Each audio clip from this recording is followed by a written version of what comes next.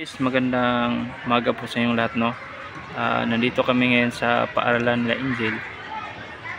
Kumuha kami ng mga module ni Angel kasi hindi pa pwedeng mag-aral yung bata. Baka maano yung heart niya ba. Kailangan ipahinga yung heart. Kasing-kasing ng bata. Kasi pag mapagod siya, mabilis siyang maghingal. Kahapon nga tumakbo siya sa sala lang hanggang sa kwarto. Sobrang saya niya ba. Sa sobrang saya niya, mabilis siyang hinangal, kaya pinagsabihan ni Joe na huwag kang magtakbo, baka maano pa yung heart mo. So andito pa kami sa paaralan, guys. Andun si Joe sa tingnan nyo, guys. Ayun si Joe, guys. Pumunta siya sa mga teacher ni Angel isa-isa para kukuha ng modular ni Angel para hindi mabitin si Angel ba. Kaya siya pero yung iba hindi na nagbigay ng modular kay Angel. Muna daw, ipa-rest muna daw si Angel, pa-relax muna daw, baka mapagod ba. At saka yung iba naman may binigay, pero lang, yung isulat lang sa papel, yun lang yung binigay. Pero kadalasan hindi sila nagbigay, sila na daw ang bahala kay Angel. Kaya yan si Joe, guys, busy. Iniisa-isa niya yung mga classroom. Ayun hihingi naman siya dyan sa kabila. Yan, pumasok na.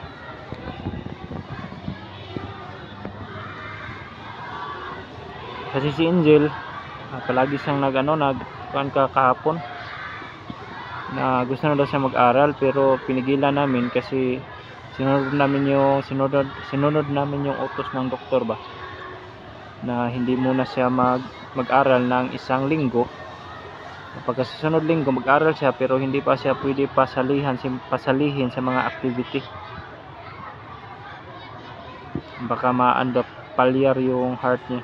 Kasi ang inatake kasi ng dengue yung atay niya at saka yung heart niya.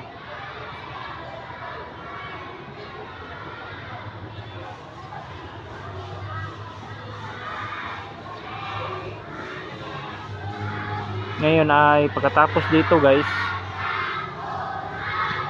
pupunta kami doon sa hospital naman, yung ditong hospital ba, kasi may gagawin pa kami doon.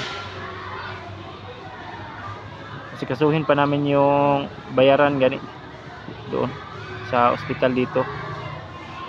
Nandun kasi yung valid ID ko, hindi ko makuha pag hindi ko yun bayaran yung, kasi na-admit kami dito ng isang araw man siguro yun, kasi may bayaran na kunti doon. Kaya puntahan ko doon para makuha ko yung valid ID ko, yung national ID ko. Si Angel, guys, ay nandun lang sa bahay, nandun sa kwarto. Binilhan namin yun ng muskit kahapon, kaya nandun lang palagi sa muskit, hindi yun makalabas. At saka maraming katol doon, 2 katol na nilagay ko sa sala at saka doon sa kusina. At saka nabili din kami ng pangpatay ng lamok, noong parang racket na pakurinti ba, nabili din kami.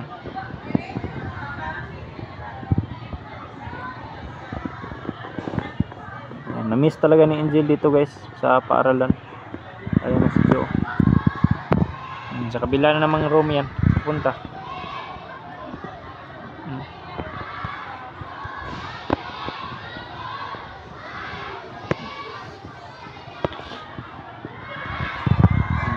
Punta naman yan sa kabilang room.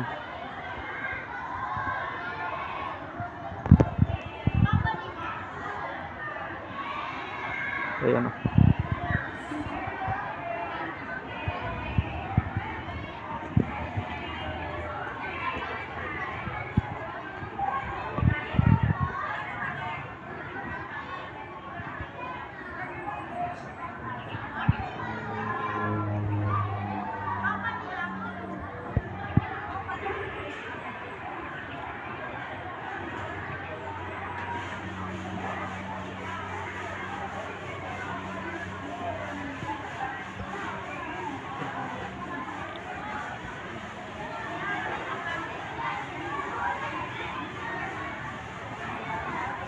Pero yung bata, okay na ang bata talaga. Patuloy lang nagpag-inom ng kanya mga gamot.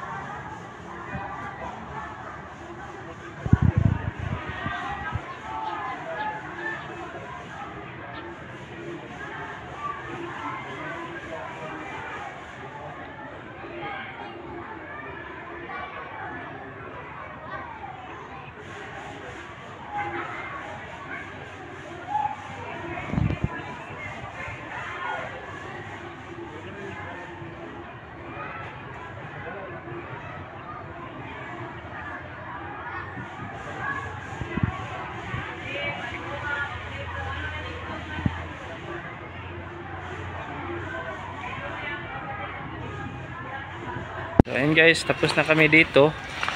So ngayon ay papunta na kami ng hospital para maasikaso namin yung billing namin dito dati. Ayan na si Joe guys. Ayan. Yan, tapos na kami dito. Nanapod may hospital guys. Nag-process mi sa billing.